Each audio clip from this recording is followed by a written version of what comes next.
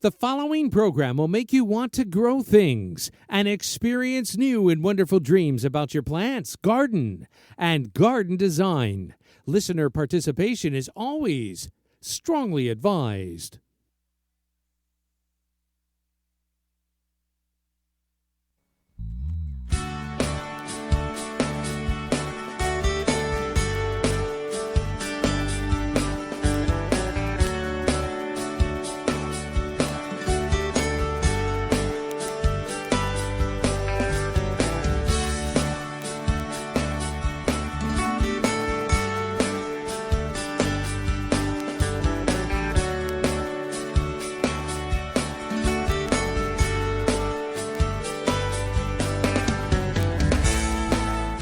Good evening and welcome to Down the Garden Path with your hosts Joanne Shaw and Matthew Dressing, right here on Reality Radio 101.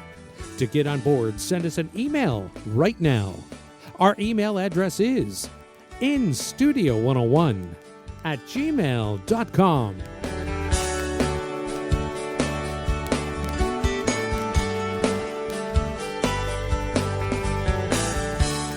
And now, right to your hosts of Down the Garden Path, Joanne Shaw and Matthew Dressing.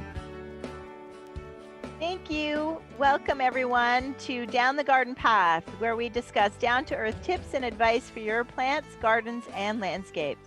As landscape designers and gardeners, we think it is important and possible to have great gardens that are low maintenance, and we want to help you make it happen. I'm Joanne Shaw, landscape designer and owner of Down to Earth Landscape Design. I've been designing beautiful gardens and landscapes for homeowners east of Toronto for over a decade. And with me, joining me on the show is Matthew Dressing, my co-host. Hello, Matthew. Hello, Joanne. Good evening, everyone. I am Matthew Dressing, horticulturist and landscape designer and owner of Natural Affinity Garden Design. Natural Affinity is a landscape design and garden maintenance firm servicing Toronto and the Eastern GTA. Joanne and I enjoy hosting Down the Garden Path each week, bringing you interesting, relevant, and helpful topics to help you achieve a great garden. We learn right along with you from each other, from our research, and from the guests that join us here on the show. And as always, we welcome your questions via social media, email, or phone call.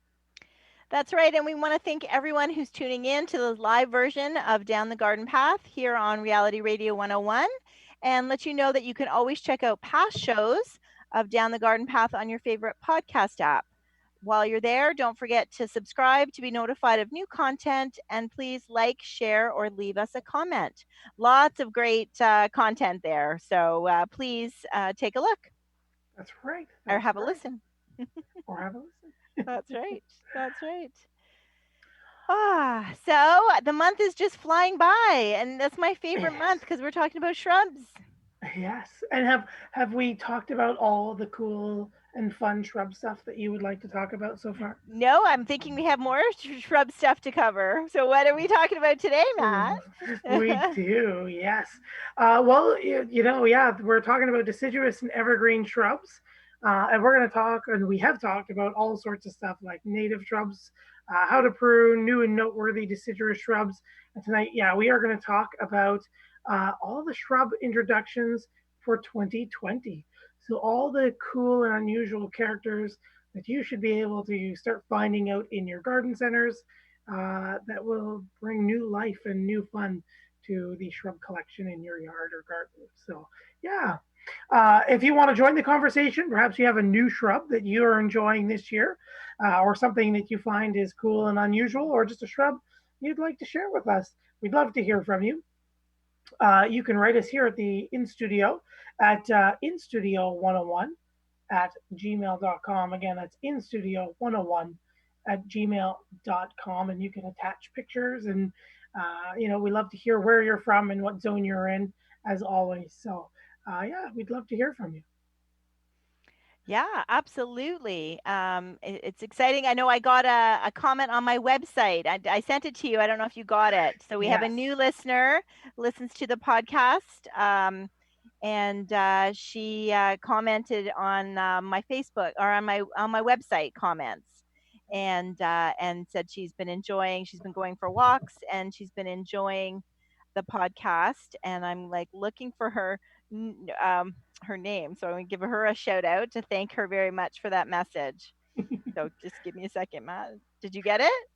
No, my phone is so far away. I have not. No Um, problem, no problem. So, I can't find it. Oh, I don't think I put her name, so it wasn't on Instagram. But I will say, oh, Rose, Rose. So thank you, Rose. there you go. Very good. Thank you very much for leaving us that comment and made my day. Absolutely. So, so thank you very much. Appreciate that.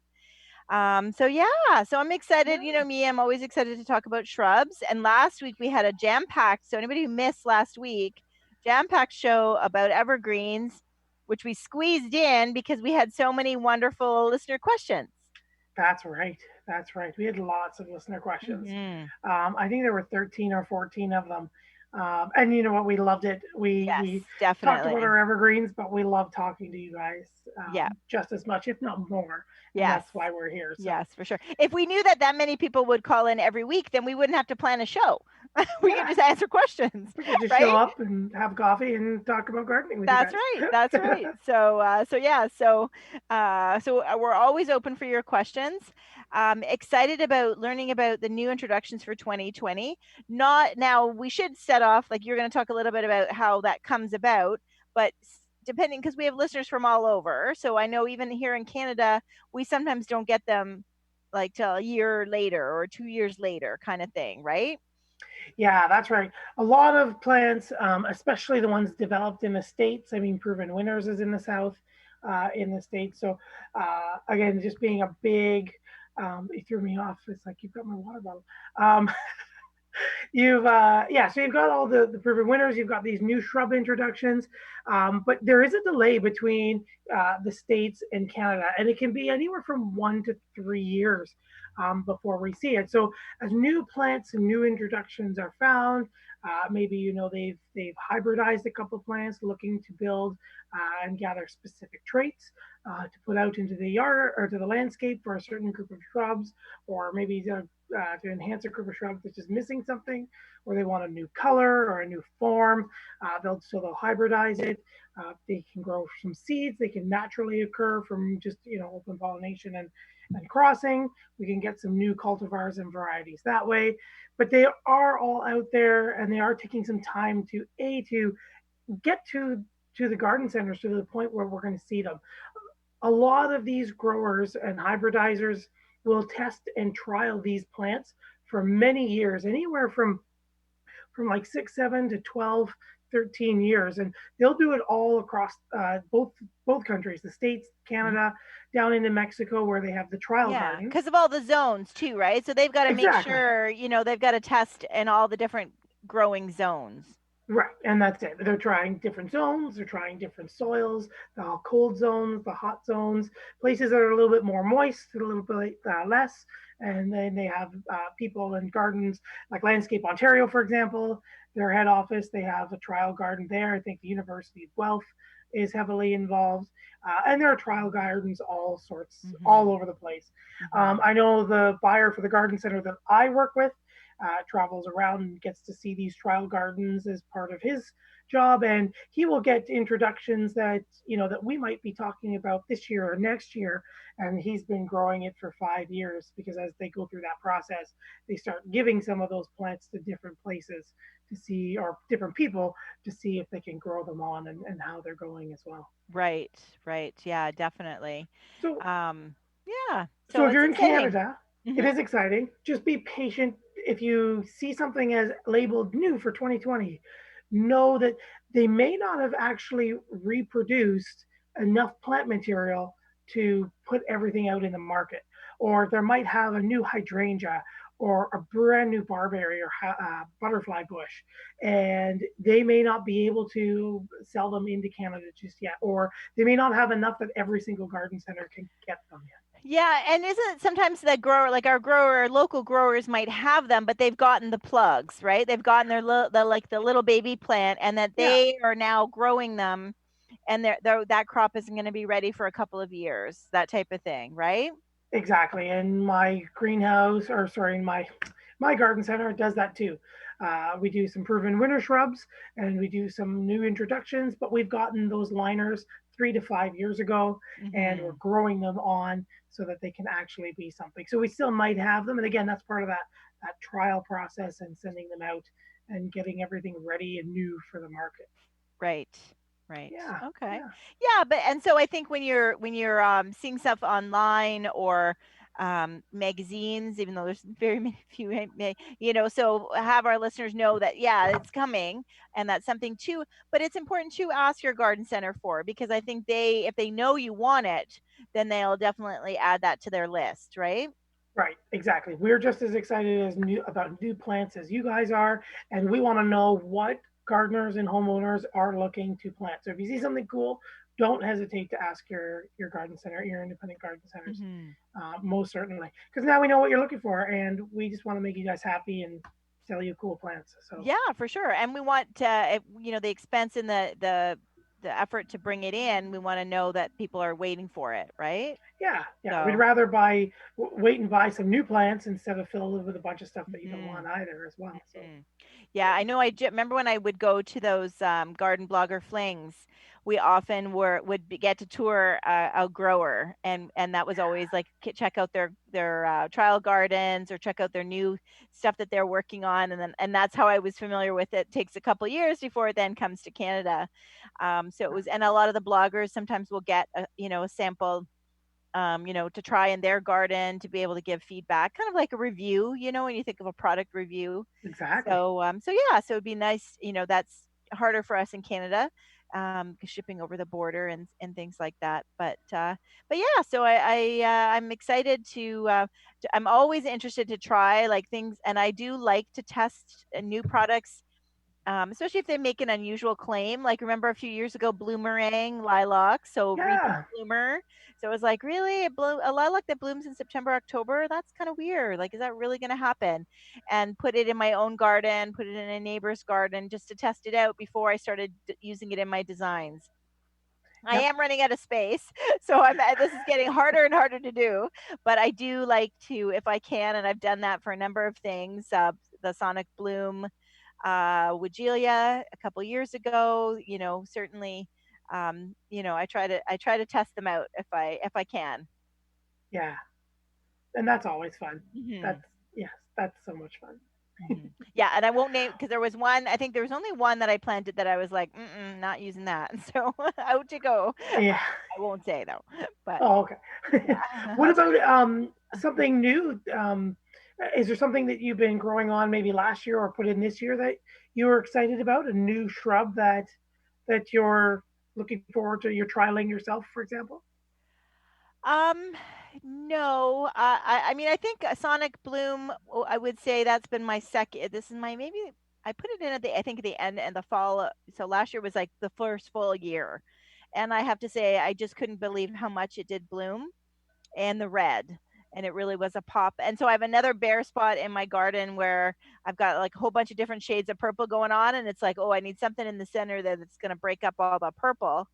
And I'm like, but I don't know if I don't want another like, but I love the red of that, but I don't want another one of it. So I'm kind of Yes. I'm kind of torn, and I may end up going and getting one anyway. So yeah, so no, I definitely was really impressed by that.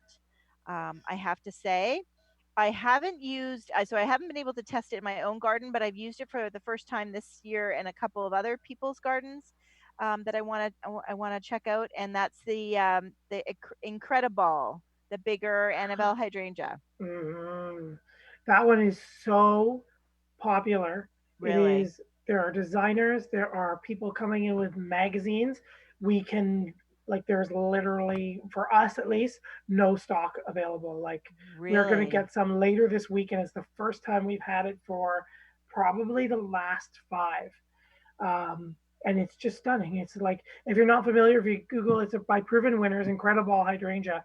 Um, the thing is the thicker, sturdier stems, but the flowers are so big. They're literally like head size. They're like the size of almost like an adult's head when they get mature. Like Yeah. So it makes they're me a little huge. nervous because Annabelle can be a little floppy, although that is caused by not pruning it the right way. Mm. So I will say that. So yeah, so I'm kind of curious to see how it'll turn out. Yeah. for sure. Um, we have a question Oh, great. before we continue our shrub conversation. Stephen has written in, and Stephen says, "Hello, Joanne and Matthew. I love your radio show. My question to you this evening is that most of my trees and shrubs are infected with a gray type of fungus on them. The branches on the trees and shrubs get very brittle and break off. Any ideas?" I, hard to say, Stephen, without saying it, but the first thing that jumps to mind, just because we've had some rain, but more it's been so humid. And again, I'm not too sure where you are right now, so weather might be different than here in the GTA. But powdery mildew automatically jumps to mind. Hmm. Um, But it wouldn't be brittle though but that's what I necessarily. was going to say. But Yeah, so the brittleness and the he could breaking send a off, picture, right? but So we would love to see that. yeah, Steven. So if you have a picture, you can write it again at instudio101 at gmail.com. We could take a picture and take a look at it, and Yeah. maybe we can narrow it down from there again. Yeah, because especially for it to affect trees and shrubs, like that's a bit unusual, isn't it, Yeah, Matt? I mean, powder mildew will go between both, but what's that brittle and the break off? And there are more that are Hmm. susceptible than not susceptible, and yeah. Hmm.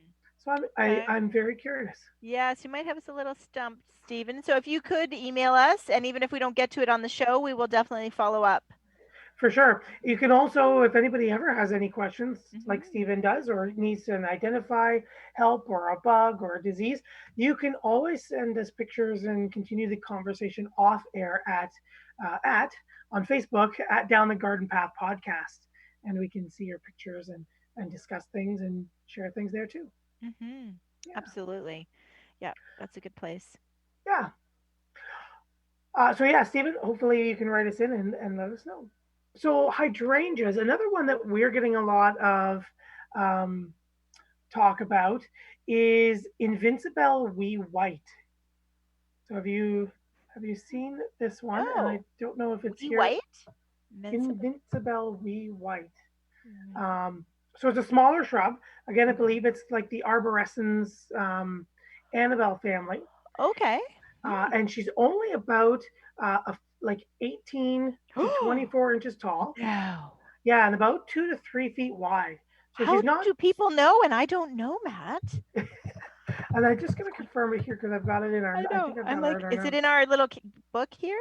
Yes, In yeah. So it? Invincible Wee White. Right. Oh. Um, and I'm gonna do this cheat here. Oh. But it's super cute. Okay. Oops. I don't know how to look up in this. It's got yeah. Okay. Yeah, yeah. So it's like one to two, maybe 2.5, by about the same wide to about 3. So it's really small. Again, it has um, the Annabelle's like domed, nice classic white Okay. flower, that Hmm. medium green to dark green leaf. But it's a great little tiny mounding plant, hardy to zone 3 to 9, which is crazy. And then you're going to prune it because it is a hydrangea. You want to prune it just in early spring again, as we've talked about before. Not in the winter and not cutting it to the ground. Right. Not in the fall and not cutting it to the ground. So you want to just deadhead it, wouldn't you say? Yes, just deadhead Okay. it, and then just remove after the buds elongate to about an inch or so. Just remove any dead wood if there's any above the highest bud on the. Right. Right. Yeah, I'm not finding it in our little magazine here, but Yeah. that's okay. And you know what it is? It's on 94 and 77. There it is. There it is. Oh, I'm looking for it. Yeah. Okay. So she's a great one. Again, if you're familiar with Wee Annabelle's, white. Wow. yeah. Okay. So I'm they're excited. So super what fun. is the news on that? Are we getting that this year or is that next year? Yeah, so that one was a new one for us again for this year as well. Yeah, and it's absolutely stunning. I've sold out of it twice already, and they're just stunning. They're I'm crazy, gonna crazy email cool. Adam now. Right. How do I not know? Okay. I'm excited. Another one to look for, which is a smaller one, so about 2.5 to 3 feet tall and wide, maybe a little bit wider to 4. Full sun and partial shade is the Invincible Mini Mauvette. and it's kind of got a lavendery pink type flower. But again, it's a Okay. like the Annabelle group, the arborescens family or Right. species, if you will. And then again, just that just nice, compact, medium green leaves that are really, really sharp. So, Excellent. so just as Excellent. we continue our conversation Yeah. about shrubs you love, because I know you love quick fire, Hydrangeas. little quick Yeah. fire, Yeah. especially. Oh yeah, Little Quickfire definitely is it became quickly became my favorite. That is for sure.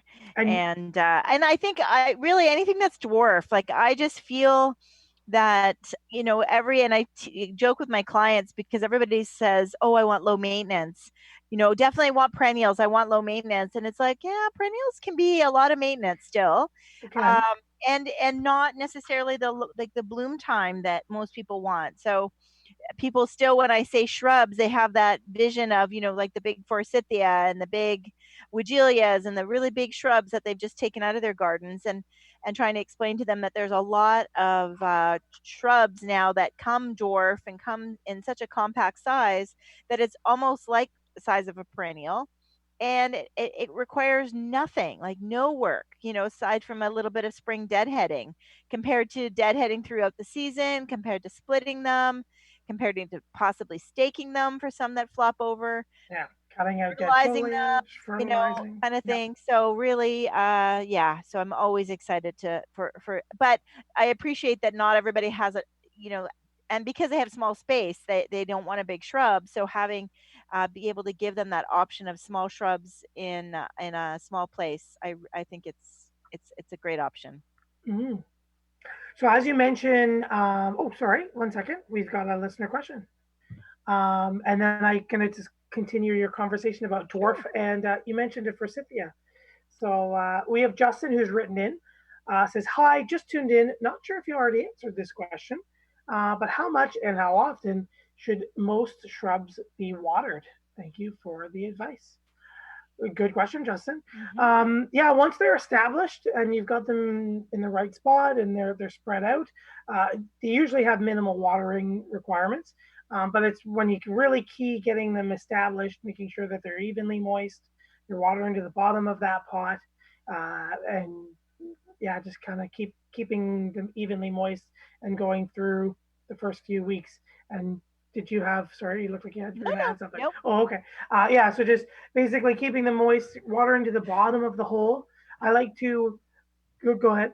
No, no, I'm just saying you're realizing like how much of a short attention span I have. Like I just can't keep them. Everybody, we're both on Zoom, and so we're in each other. I'm in my office, so I'm always like squirrel, like looking at like I should not like turn the curtains so I can't look outside. So Matt's like seeing my face because really I'm just have no attention She's span. dreaming about shrubs and other things, It's and so I'm like, different. what? Like when you're sitting like a foot from me, I have to pay attention. So anyway, I'm sure our listeners can relate. So it's a little Yes. different being on Zoom. So yes, I'm trying to like focus. So sorry, go ahead. No, that's okay. Um, yeah. So just watering to the bottom of the hole. So remember, you only have to plant your shrubs just as deep as the soil is in the pot, a Mhm. little wider, twice or like twice as wide. So I like to add 6 or 8 inches, depending on the size of the shrub. Never really as deep. And then just make sure you're adding enough water to the hole that you've dug. So out to that width that you've dug. So if you've dug a 2 foot wide hole, but maybe like a foot wide or a foot deep, you want to hit the bottom of that hole because a lot of those roots are in the bottom of those pots. Mhm. And then it can be depending on the conditions, what soil type you have, how much light you get, what the temperatures are like. You might need to water it every day and a half to 2 days. You might need to keep it evenly moist all the time Mhm. and just kind of keep topping it up. If you find that it's Especially newly planted, right? Especially especially in newly planted, July. So, and I right? think sometimes just looking at them, like they will tell you, that the flower gets kind of wilty or the stems kind of get wilty. They will tell you. Yes, But I say that with a big asterisk because um, often the symptoms, and this is something for everybody to keep in mind, yes, the symptoms of overwatering look almost identical to the symptom of underwatering. yes. So, and I know you've talked about the trick with the wooden spoon, right? Like sticking the handle of a wooden spoon down and making sure there's moisture That's that kind of thing. But it certainly when if they're established, I mean, I think I've watered my established garden maybe twice in that storm, that span of real drought yeah, conditions. we had like that week and a half, 2 weeks of like Yeah, 40 and no yeah. rain. And I think I did it more for the perennials than for the shrubs. But I think, you know what, it held up my shrubs blooming. Like I felt like they weren't wilting or anything, but they just still seemed frozen in time. Like it felt like they didn't have the energy to kind of bloom. And so Yes. I felt that they needed a little bit of water. And we found the exact same thing at the garden center, Hmm. watering the plants in the pots. They got to that heat and they just like froze in time and they were like, what is this? And Yeah, as long as we kept them cool and made sure that their watering needs were met, they rewarded us with again moving on with their blooms or new growth and et cetera, good. et cetera, et cetera. So Okay, great. Thanks for the question, Dustin. yeah, great question, Justin. And then before we continue, we've got Wayne who's written in. Hi, I have some rust on my daylilies. Anything natural to use? Um, at this point, while you have the rust, there's nothing that I can think of that you could use. There are some products out there like Natria, which used to be, and it might be somewhere still as Serenade. But there are some like fungus, like pre-emergent fungicides that you can use. So if you know you're going to get it every year, you can spray it with it, Wayne, and then before they actually show up, you can they're basically the fungicide will get rid of it, and it's usually a biological bacteria or something that will destroy and damage the spores, so they can't bloom. Right. Other than Yeah, was that, that something you could cut? Like, is it on the leaves and it's something you could cut? yeah, as I say, other than that, because it's usually, and correct me, Wayne, if usually from whatever I've ever seen, it's always in the base of the leaves where they're all really tight, and then it runs up that mid rib and on the inside and sometimes on the underside of that leaf. So yeah, you could also the only other natural way is just kind of removing it out, making sure that cutting it out, cutting her back a bit, and then just giving her a light fertilizer or just adding some more compost to kind of encourage some new growth. But unless it's like really infested, you really shouldn't have to remove too much at all, Hmm. Hmm. and have her keep going and nice and happy. Yeah. Yeah.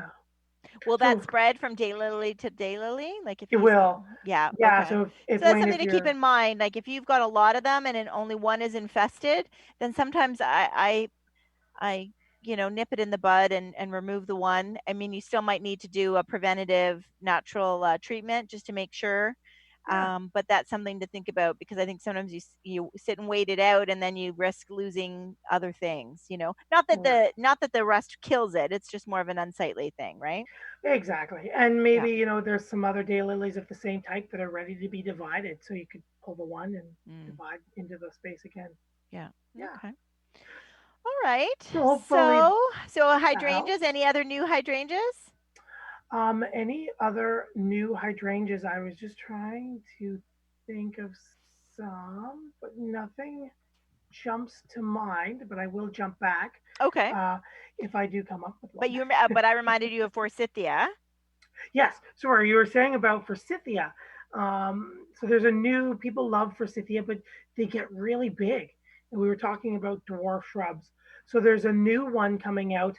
I don't know if it's proven winners or first editions, but it's show off sugar baby forsythia, and it's going to grow about 18 inches, so a foot and a half to 2 to 3 feet tall and wide, zones 5 to 8, full sun to part sun like the other forsythias.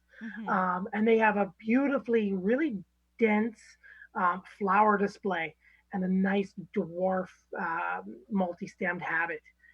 So it's quite pretty in the landscape. The flowers really just are like super dense on the stems. You can almost barely see any of the stem when she's in flower. So it really gives you a really solid display. And if you have some deer or other pest issues, they are quite deer resistant as well, Oh, which is nice. perfect. So yeah, Oh, good. so another a shrub there. Another shrub I know that you love is yews. Hmm. So have you heard of the Stonehenge yew? No. So What's that? I didn't know that we were even doing new use. That's cool. yeah, no, right. One of the new yews that I saw at our garden center was Nova, And it's basically a Hicks hue. But I believe, yeah, so basically a Hicks hue. But all the new growth is almost like a bright white yellow. So it comes out and it's really, really bright. It changes color almost completely, and then it goes back to that rich dark green as the summer progresses. So kind of, Interesting. yeah. That make me think that it's dying, I have to say. And well, and so you know what? Who does that to me too is it Gene Stilly or it's Moonfrost? There's a variety of dwarf Alberta spruce who does that, and it's almost all the time that it's that white yellow. So unless you really know about it, it does. It looks like this tiny dwarf Alberta spruce just dying and you're rotting in your garden. So I'm not a huge fan of that one, but yeah. So the novas look pretty sharp. They kind of came out, and then there was still you could just see like the hint of green underneath, and then she didn't hold on too long before she went back to her dark green. Okay. But Stonehenge. So I thought this one was interesting because it's like 8 to 10 to 12 feet tall, and then she's only 2 to 4 feet wide. Wow. So yeah, so In she's our very, zone? and then she's zone 5 through 7. Yeah. Okay. So she's yeah. So she just reminded me. It clicked like that emerald cedar kind of Yeah. shape, right? That Yeah. pyramidal upright Oh, it's privacy even that screen. shape, so it's not like it's a larger Hicks U or So anything. it doesn't have like the point on it, but it does kind of come up to an irregular, somewhat flat, like the head of a U. The top of the U would do if it just kind of naturalized. Yeah. Okay. So yeah, full sun to full shade, very dense and upright, and just great for privacy, mass plantings, hedging, specimens.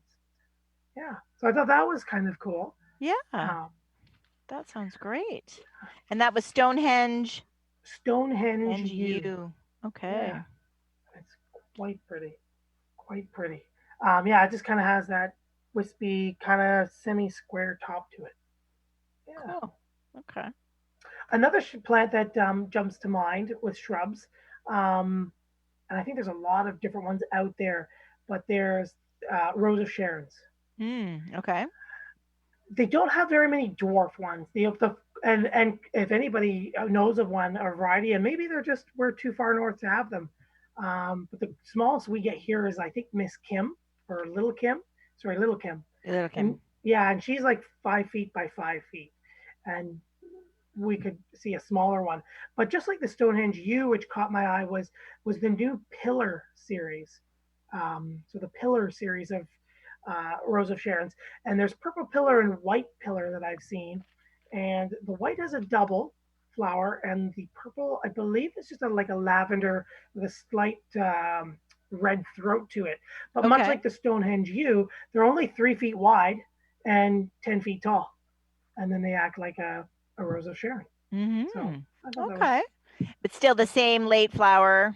still the same late flower, a little later than anything. Yeah, yeah, or the typical ones for sure, for sure. Mm-hmm. Um, totally off topic because perennials was last year, but I learned Last month. last I year. know. Have you imagine?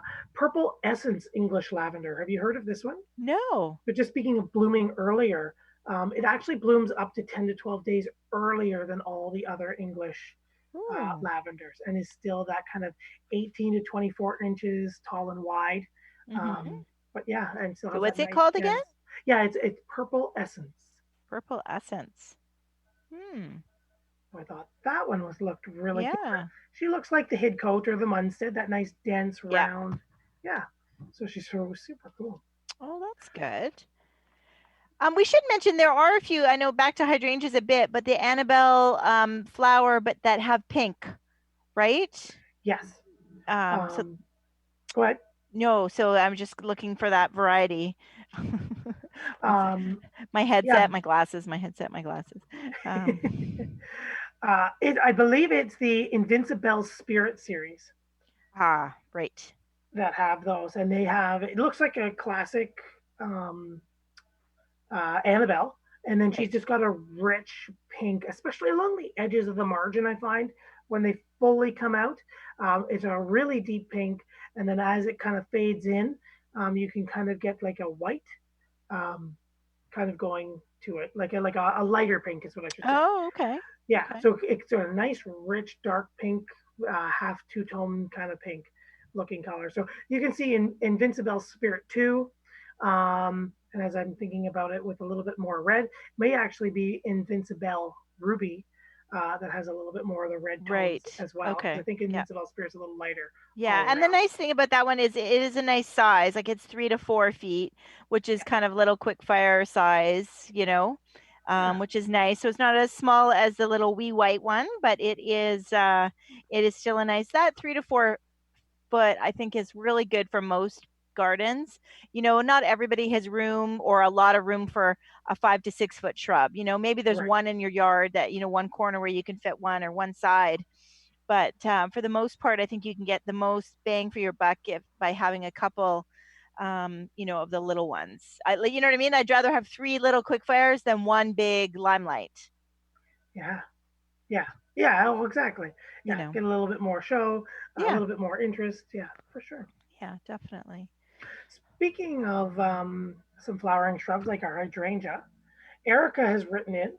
Erica asks, any suggestions for some great flowering shrubs? And she's caps all the flowering. She lives in Washington, D.C., and she believes that they are zone 7.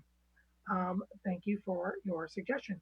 So, first, Erica, anything that we were talking about, just like that range of zones, like 5 to 9, you can plant that. You can plant any of the flowering shrubs that have a zone that is lower than your 7, just like we're zone 5, so we can plant 4, 3, 2, and 1.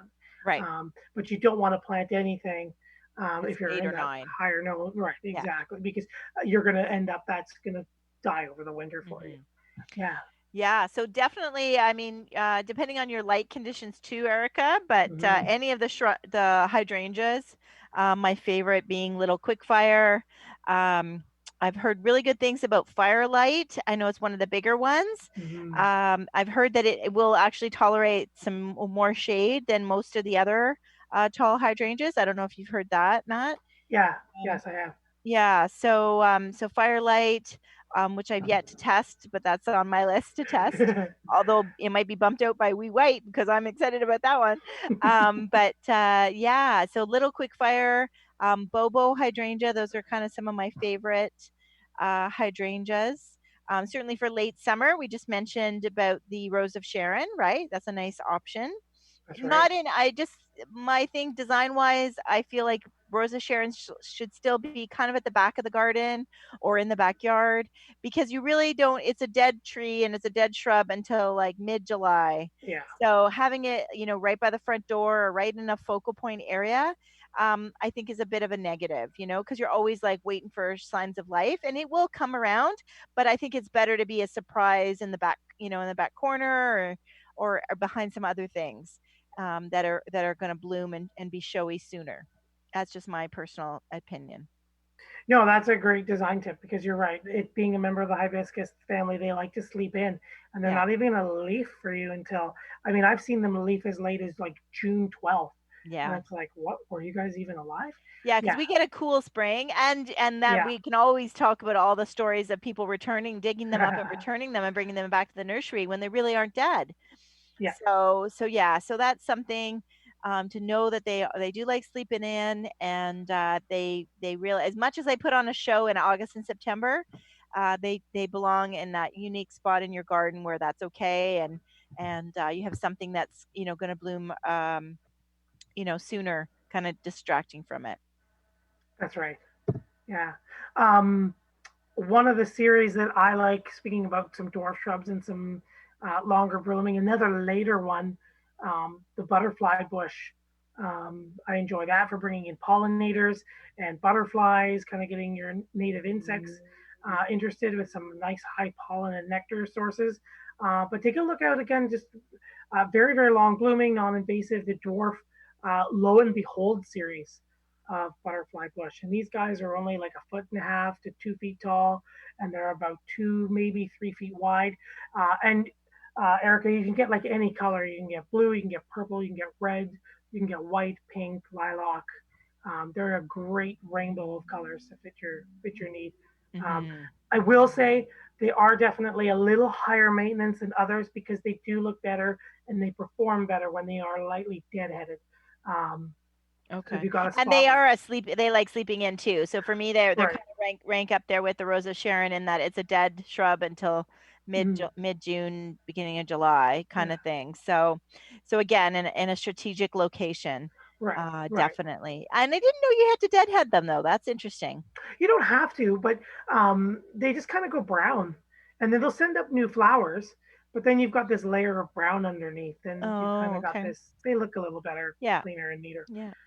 For sure. Were there any Wagilias on your list? I know in the past few years there's been a few good new introductions, and some of them I really love that the foliage, like like the wine series where you've got the burgundy, pink flowers in June, but then the burgundy foliage the rest of the year. And I love it when one shrub does two things. So Hmm. that's a great option, Erica, who was looking for shrubs. Spilled wine, um, fine wine, Wine and Roses, those guys. Yeah. And I don't know if we've got a new one or not. I'm putting you on the Um, spot, aren't I? no, did we? Yes and no.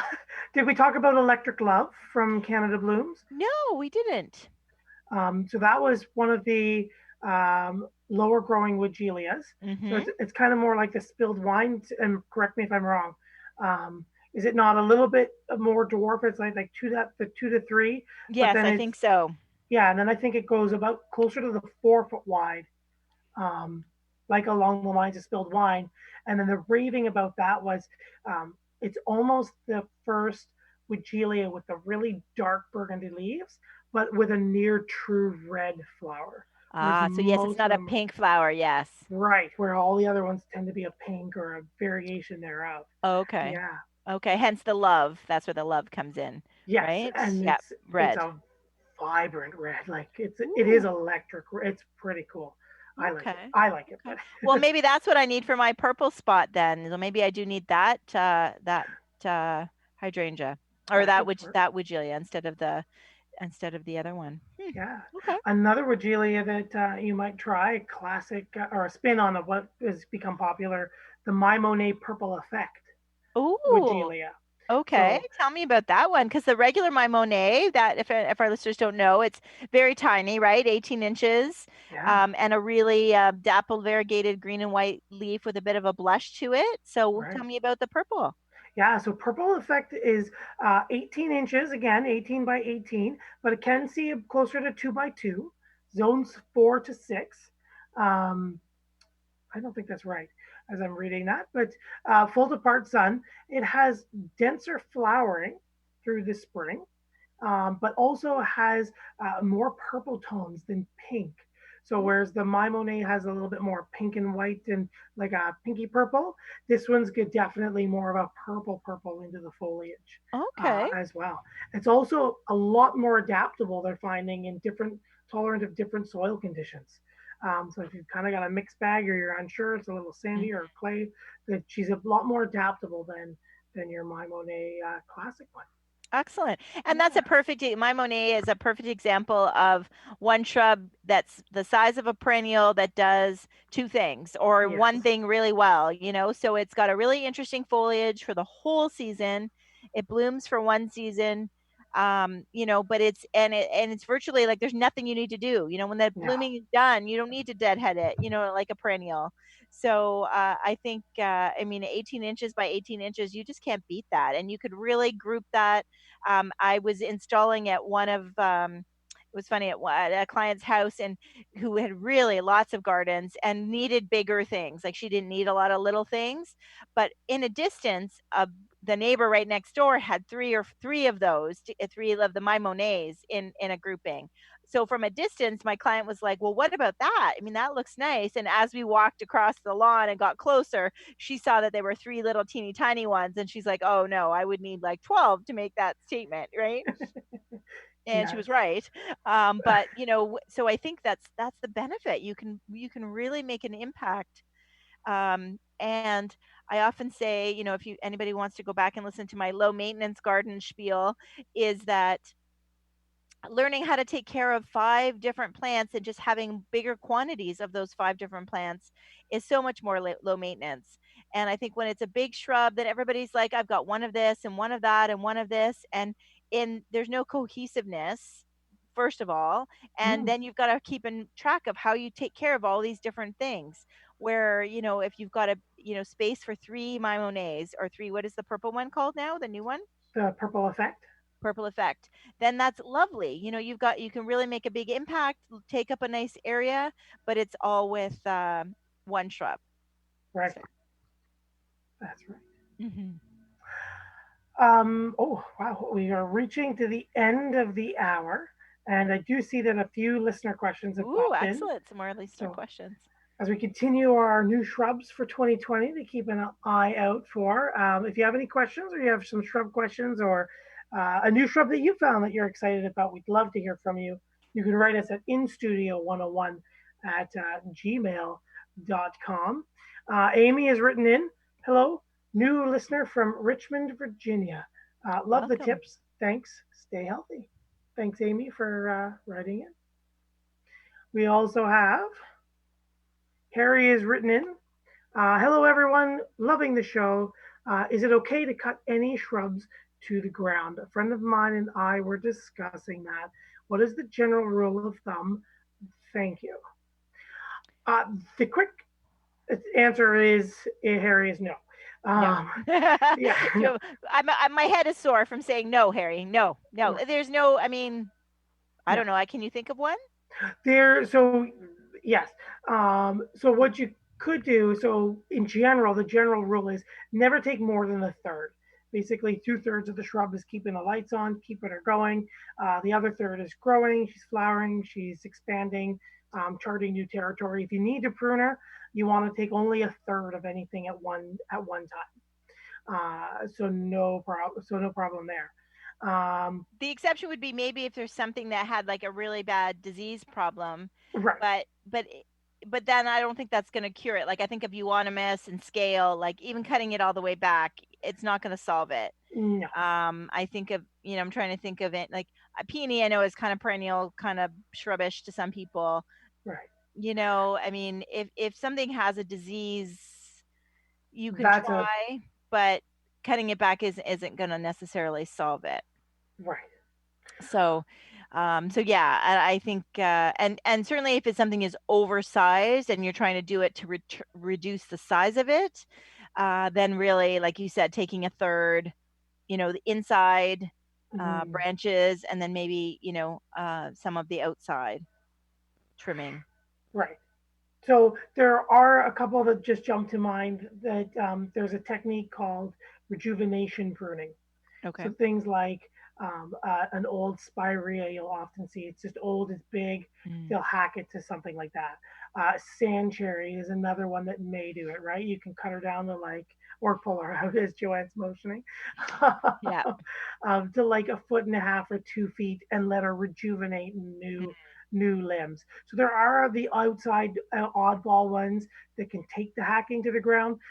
Things like your willows and your dogwoods, those quick growing ones for those colored stems at Christmas time, they are a little bit more in general, they're giving that way. Thank you. That was the word for that. But there is a very select few. So just knowing who you have, Harry, before you go and do it, and just see if they're able to take a rejuvenation pruning. And again, if there's a disease issue or it's a pruning thing, there's usually another way to go about to get to it, to get the result you want. Yeah. A few more are rolling in. Excellent. We love this. So Bonnie has written in, hi, so what is the difference between shade trees, ornamental trees, and shrubs? I have some space in my yard, approximately 25 feet by 6 feet. I live in Stowe, Vermont. I'm zone 4A. Any thoughts as to what I should plant? So answering your first question, shade trees, they're usually the big trees, your maples, your oaks, your plane trees, these big, massive 30 by 40 by 50. Yeah, like think about shade. boulevard tree, something that would be on the boulevard, that type of thing. Or in a big park or something like that. Ornamental trees tend to be smaller trees, like something like a Japanese maple, or something also like a shrub standard will also. Something that's grafted, right? So something unique that's grafted. Weeping pea shrub. I think of hydrangea standards. There's Um, Logelia standards, Rosa Sharon standards, Nine Bark standards, Sand yeah. Cherry standard. So there's Mhm. a whole bunch of things. And then usually what you get there, Bonnie, is a stalk of anywhere from 3 to 5 feet. And then you have the grafted shrub on top. And they'll usually grow to the same height that the shrub would be if it was planted in the ground. But out of experience, you tend to see also it'll lose about a foot tall and wide. So it'll grow a little smaller here and there, depending Yeah. on who you've got. Mhm. So that's what you usually see as ornamental trees. Because I know garden centers will say shade trees are on, but ornamental trees are not. So they'll keep the Japanese maples off sale or the Right. standard trees off sales. Yes, yeah. And sometimes it's like an interesting tree. Like well, the carragana where it's weeping. I think everybody's familiar with like weeping mulberry, that type of thing. And yes, a weeping mulberry, once it's mature, can quote unquote be a shade tree, but it takes a long time for it to get there. So sometimes an ornamental tree has a real ornamental or unique appearance, like an umbrella or something that's a little bit more funky. Like I think of like an ornamental evergreen shrub would be like a carragana or a weeping white spruce or pine or something that's kind of got an interesting shape to it, right? Right. Those are going to be more your Yeah. ornamental trees. Whereas you Hmm. can find bigger pines and spruces, etc. Exactly. Yeah. Yeah. Yeah. And that's a good question to say. So now, how do we define a shrub? So I would say What woody, is a right? shrub? Yes. Yeah. So shrubs are usually woody perennials. So plant material that'll grow year after year. It'll survive your local winter temperatures, your Mhm. minimum temperatures, and releaf every year, reflower, and continue to grow. So shrubs are usually just woody perennials. Yeah, and I would say much more multi-stemmed, Yes. Bonnie, so that it's not like the shade tree is one a single stem. Ornamental trees tend to be single stem, but a shrub is going to have like multiple. Out of the pot, there's already going to be three or four, branches coming up or trunks, if you will, coming out of the pot, and then from that, you're even more things. So it's definitely going to be most of them are almost the width that they are the height, or pretty close to it. Like Rosa Sharon might be the exception, right? Where it gets really tall but not necessarily wide. Yeah. So I think shrubby, and we here, me especially, love the dwarf shrubs, but there are shrubs that do get big. Limelight gets big. And I'm sure it could be like 7 or 8 feet in Vermont, right? It's going to be a big one. There's lots of hydrangeas that will get big. Smoke bush, I think of, gets big, right? Mm-hmm. Yep. That type of thing. So yeah, so I hope that helps answer your question. Yes. Yes. Um, our next listener who's written in, Jody, I think she's maybe channeling her inner Joanne.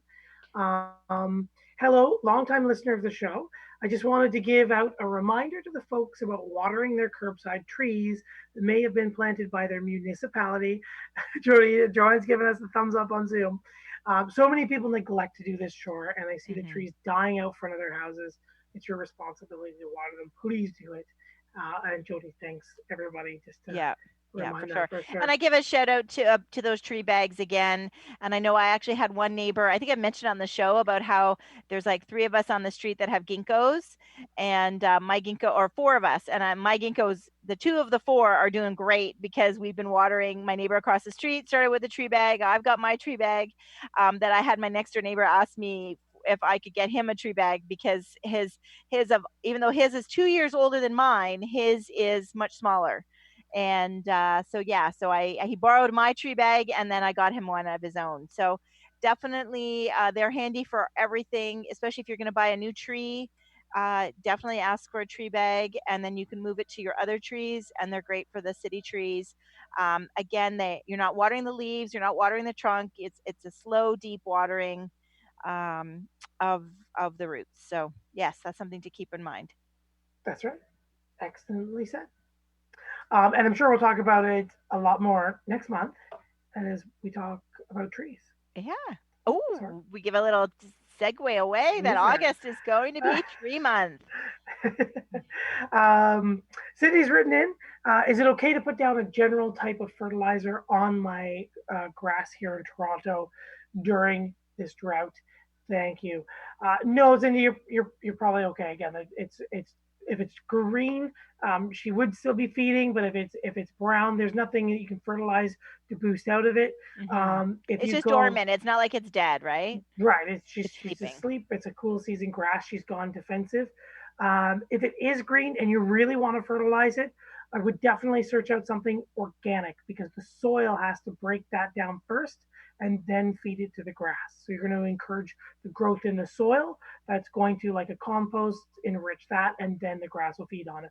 Because if you go something like Scott's or CIL or one of the synthetic brands and it is green and it is in this drought, you're going to knock her straight, like immediately, into a dormancy that you probably will not break out of for until August or sorry, early September when it cools. Yeah. Yeah. The best thing you could do is I mean, if you really wanted to green up a little bit, is doing some watering. But as soon as we get some more rain and some cooler temperatures, which, they'll green up on their own. But yeah, fertilizer is not going to break the dormancy, and it's not how you want to do it. Right. So yeah. So hopefully that answers the question. Again, you can write us here. We can discuss it further. I'm looking at the time and going at 7:55. Holy moly, Andy. I know. We talked a bit about, so you can search out the new shrubs, right? You can check out proven winners to see what new shrubs are available. You can talk to your garden center about them and see what they're going to have in stock. You can definitely reach out to Matt and I and see. I know I'm going to contact my grower about this little wee white one I'm really excited about. So I think Proven Winners has an amazing website. So just a shout out to them. A really amazing website, and they do a really great job of highlighting what's new and all the details and the great photos and stuff. So definitely a shout out to Proven Winners for keeping up to date on what's happening, the new things. And and I think for people also to think, I know we're running out of time, smaller. Like, I think that's a good way to focus if you've got space in your garden. Think of smaller shrubs instead of perennials. That will really kind of give you the biggest bang for your buck.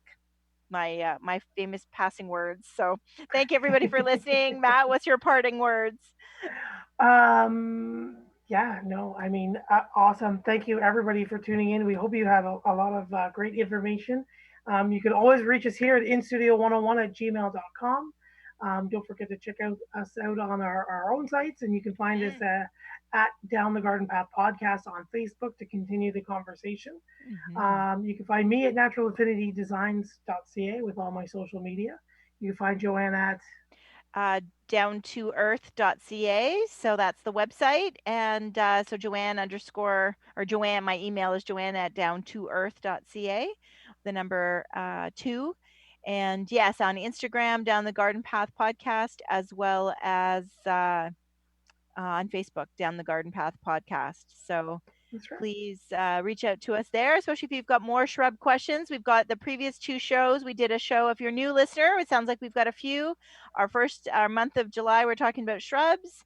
The first week we talked about pruning shrubs. Last week we talked about evergreen shrubs. This week is new shrubs, like we said. And next week we're talking native, right? That's right. We're going to talk about something called a nativar. A nativar. Woo. Yes. Excellent. So stay tuned.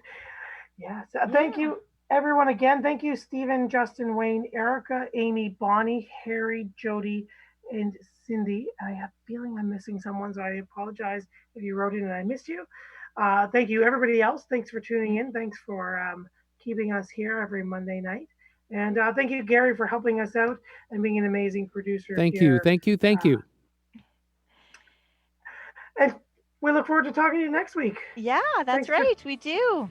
Tuning in for another episode here. Yeah, and definitely look for the podcast on their favorite podcast app too for all the past shows, even from previous years. So thank you for joining us here on Reality Radio 101.